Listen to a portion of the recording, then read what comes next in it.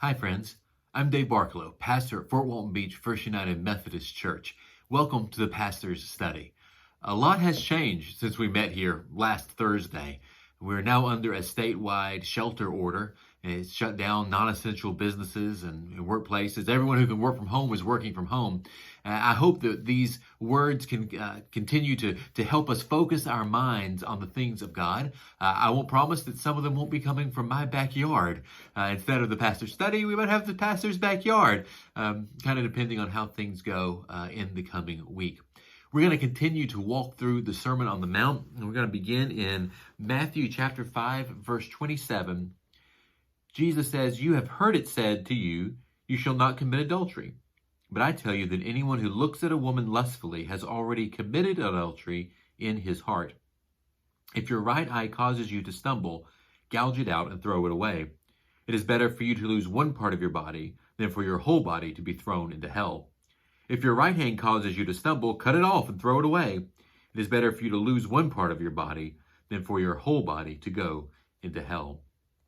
And really, two things I want to bring out of this scripture. Obviously, we could have an entire Bible study on them. But the first is Jesus' use of hyperbole here.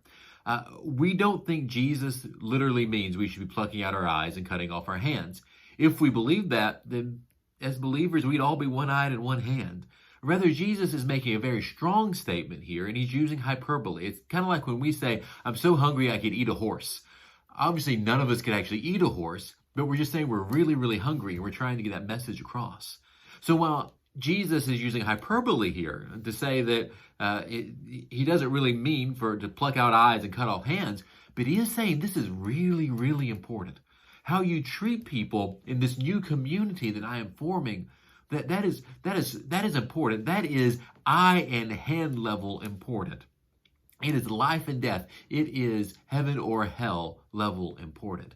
And Jesus talks about these words about committing adultery because he wants us to know that in what he is doing, in the community that he is forming, love is not predatory.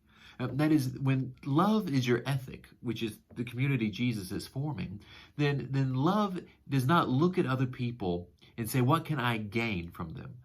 For someone to look at another person and lust after them is to not see them as a human being, but to see them as an object that's just there for my own desires.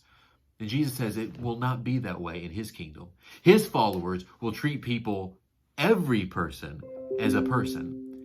That's important for us as Christians, I think. That in God's kingdom, every person is a person. No matter the color of their skin, no matter how much money they have or they don't have, whether they live on the water or sleep on our front porch. In God's eyes, everyone is important.